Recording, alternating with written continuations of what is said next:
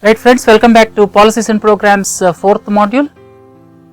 We discussed about black money, meaning of black money, then Prevention of Money Laundering Act and Black Money Act of 2015 and FATF in the previous module, and in this module we are going to discuss some programs pertaining to development of the country. One is SAGY, Sansad Adarsh Gram Yojana, Pradhan Mantri Kaushal Vikas Yojana, then AMRUT for rejuvenation of cities or towns, then HRIDAY for development of heritage towns and cities, PRASAD for development of spiritual tourism. We are going to discuss these 5 in this module. First and the foremost is the Sansad Adarsh Gram Yojana. Sansad Adarsh Gram Yojana, the main purpose of this program is to develop villages into model villages. And before going into Sansad Adarsh Gram Yojana, I would like to tell you the concept of Pura. Pura means providing urban amenities in rural areas. Providing urban amenities in the rural areas. It was the brainchild of former President APJ Abdul Kalam, and he explained in detail the methodology of developing villages into model villages in his book Target 3 Billion. Target 3 Billion, the book written by APJ Abdul Kalam with Srijan Pal Singh, and in that book he explained in detail the way of developing villages into model villages. And accordingly, somewhere in the year 2004, Government of India started this program of Pura, that is the providing urban amenities in rural areas, but not much action at the ground level so far. Pura was started and contemplated in the year 2004, and so far not much action at the ground level. And under these circumstances, I would like to analyze the development of 2 villages across the country. First and the foremost is the Punsari village in Sabarkantha district of Gujarat. That village was developed into model village when Sri Narendra Modi was the Chief Minister of Gujarat. Punsari village, please look into this picture, and Punsari village was developed into model village. It is in Sabarkantha district of Gujarat, and a similar experiment was done in another village called Gangadevi Palli in Warangal district of Telangana. You can look into these pictures. One is Punsari village in Sabarkantha district. The other one is Gangadevipalli village in Warangal district of Telangana. And based on the experiences gained, and because of the own experience of the present Prime Minister when he was Gujarat Chief Minister, the program was started. The program is the Sansad Adarsh Gram Yojana. Sansad Adarsh Gram Yojana was started, but prior to that, the experience of Government of India was not that satisfactory, because the Pura was contemplated 10 years back, not much action so far took place. Now, let us look at various aspects of this Sansad Adarsh Gram Yojana or SAGY. SAGY was launched on 11th October 2014. That happens to be the birth anniversary of Jayaprakash Narayan, and the idea is basically to transform villages into model villages, to look into various aspects, that is human development, economic development, social development and minimum basic infrastructure. Keeping these things in mind, this SAGY was contemplated. Right? Under SAGY, each member of parliament, whether he is Lok Sabha member or Rajya Sabha member or nominated member, each member of parliament was given the task of developing 1 village by 2016, 2 more by 2019 and 5 more by 2024. That means 3 villages during the tenure up to 2019 and subsequently 5 more villages by 2024. The main concept here is, if some villages are developed with this concept, remaining people will try to emulate the experiment. or they will try to raise their levels of governance in the villages. They will try to develop their own villages into model villages. With that intention, this was started, right? What we are aiming in these model villages, it aims at human development. That means personal hygiene, cleanliness or personal hygiene, and eliminating the habits of alcoholism, smoking, complete immunization, balanced sex ratio. If you look at Haryana, states like Haryana, the sex ratio is highly skewed. There are less number of girls per 1,000 boys in states like Haryana, and they want to achieve balanced sex ratio. And these things cover human development, providing basic infrastructure in villages, like providing proper sanitation facilities, potable drinking water, all weather roads. These comes under basic infrastructure. The third aspect is economic development, organic farming, soil health cards, micro enterprises development in rural areas, dairy development and processing, food processing. These are the aspects planned under economic development. In addition to these, the other aspect is social security. That means providing pensions to the desired persons, insurance to various persons, universal access to public distribution system. That means they should have access to various food grains under public distribution system. So the villages are required to be developed into model villages by taking these things into consideration. First one is the personal level, second one is the human level, third one is economic level, fourth one is the social level, and these things were documented in separate brochure provided by Government of India under Sansad Adarsh Gram Yojana. The other aspects are Gram Panchayat should be taken as the basic unit. One village is to be completed by 2016, two more villages by 2019. Second thing is, when you are selecting villages in plain areas, the population should be in the range of 3,000 to 5,000. In hilly, tribal and difficult areas, the population will be around 1,000 to 3,000. Lok Sabha member will select villages from his constituency. Rajya Sabha member will select from the state where he got elected. Nominated member can select any village across the country. So, with these guidelines, this Sansad Adarsh Gram Yojana took off, and prominent persons are developing villages. One is Jayapura village is being developed by the Prime Minister near Varanasi, and famous cricketer Sachin Tendulkar is developing one village from Nellore district of Andhra Pradesh, right? So, let us see how it works out to be, because the results will be evident when we enter 2016. Hopefully by that time our total MPs, around close to 800 MPs, will develop 800 villages by the year 2016, and the results will be evident by the year 2016.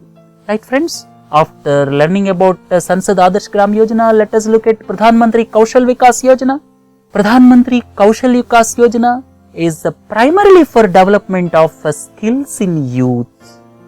Skill development is the need of the hour. Government of India is contemplating to develop the skills of at least 500 million youth by 2022.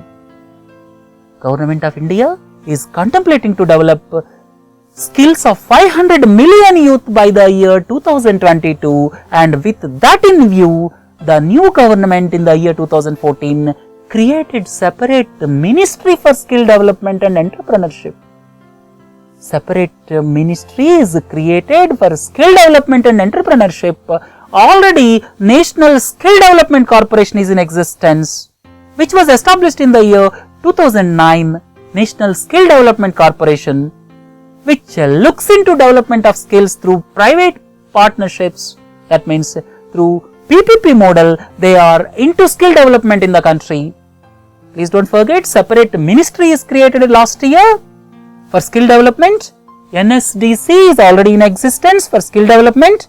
So, this Pradhan Mantri Kaushal Vikas Yojana PMKVY mainly looks at skill development. 24 lakh youth are proposed to be given skills.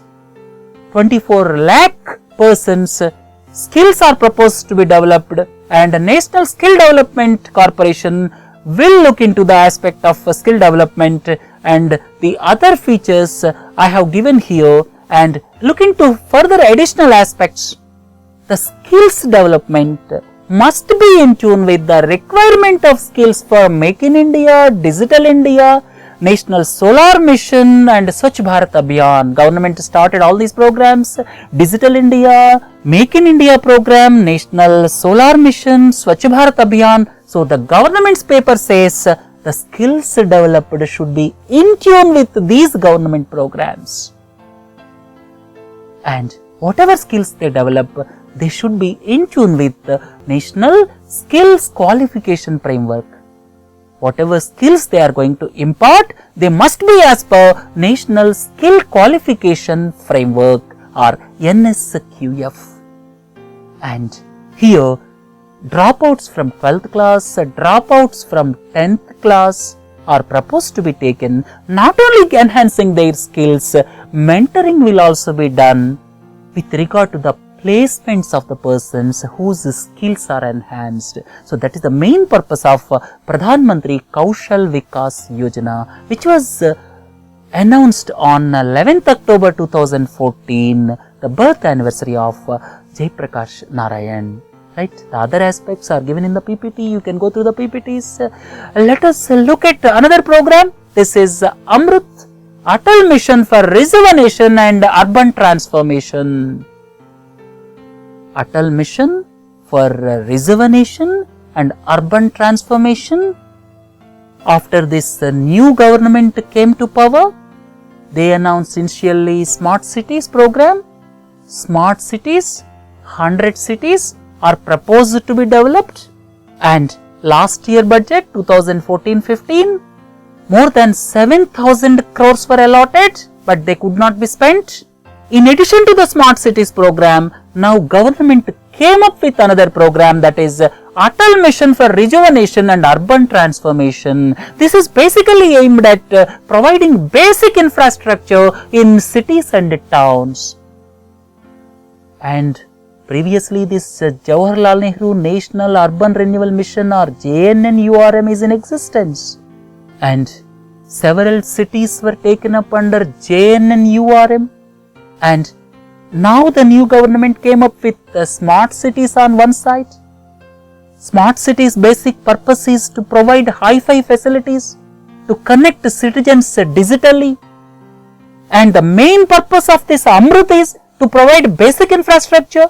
And it appears that JNNURM may not be continued further except continuing the projects which are in mid-stage. And now government will have two schemes only. One will be Smart Cities program, second one will be AMRUT.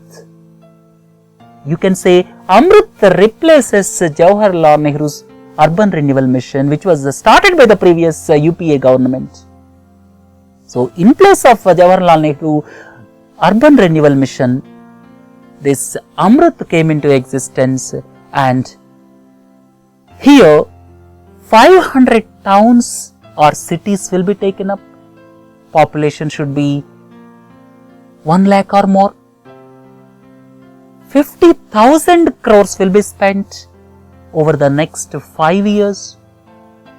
50,000 crores will be spent over the next 5 years, and the central government will assist with the 50% assistance for towns or cities up to 10 lakh population. For towns or cities up to 10 lakh population, central government will give 50% assistance, and for towns or cities of more than 10 lakh population, central government will assist up to 1/3. That means they will provide 33% assistance if the population of towns or cities is more than 10 lakhs. Up to the towns or cities of population 10 lakhs, central government will give 50% assistance. These are the guidelines given under this program AMRUT. So, under AMRUT, Government of India is planning to develop 500 cities or towns with the population 1 lakh or more. Right friends? Look into the next Heritage City Development and Augmentation Yojana or HRIDAY.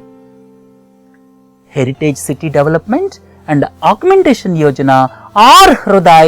HRIDAY is basically for preserving rich cultural heritage of towns or cities. For preserving rich cultural heritage and history of towns or cities, here 12 towns or cities were identified in the first phase. The towns or cities which have historical significance, which have lot of cultural significance like Gaya, Amritsar, Varanasi, Amaravati. These type of towns or cities are identified, and here the main purpose is to develop these towns or cities to preserve the cultural heritage of these places. To preserve the cultural heritage of these places, and it is totally central government funded project, and 500 crores were allotted over a period of 2 years, and out of 500 crores, because of the high population, Varanasi gets rupees 89 crores. So please look into the towns or cities identified under HRIDAY program. And in addition to HRIDAY, one more program is there, that is to promote pilgrimage tourism. That means religious tourism.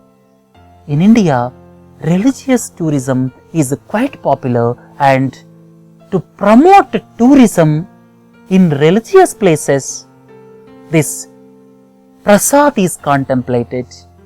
And please don't forget, HRIDAY will be monitored by Ministry of Urban Development, and PRASAD will be monitored by Ministry of Tourism, and for this purpose a mission directorate was started with the Ministry of Tourism. Here also 12 towns or cities were identified, and the main purpose here is pilgrimage tourism. The main purpose here is to enhance the religious or spiritual tourist experience. To enhance religious or tourist experience, that means provide more facilities at the places of religious importance, which will have a multiplier effect on the economy. If you provide enhanced experience to tourists who come to the religious places, it will have multiplier effect on the economy. That means it will create more job opportunities to the youth of the country. So the main purpose is religious places, the tourism potential or the experience which the religious tourists will get is to be enhanced, which will ultimately have multiplier effect. Keeping that in view, government is planning to develop this pilgrimage rejuvenation and spirituality augmentation drive, or otherwise PRASAD. So this PRASAD also 12 towns or 12 places which have religious importance are taken, and please don't forget 10 places are common in both HRIDAY and PRASAD. 10 places are common in HRIDAY and PRASAD. Only 2 places differ in these 2 lists selected for these 2 programs. And the further details of PRASAD are yet to be notified by the central government. And we have discussed in this lecture 5 programs. One is Sansad Adarsh Gram Yojana, which is intended to develop villages into model villages. Second program is Pradhan Mantri Kaushal Vikas Yojana for skill development of the youth, that is very much required. Third one is AMRUT to provide basic infrastructure across 500 towns or cities across the country. The fourth one is HRIDAY to develop places of rich cultural heritage. And the last one is PRASAD, that is basically to promote pilgrimage tourism or to enhance tourist experience in religious places.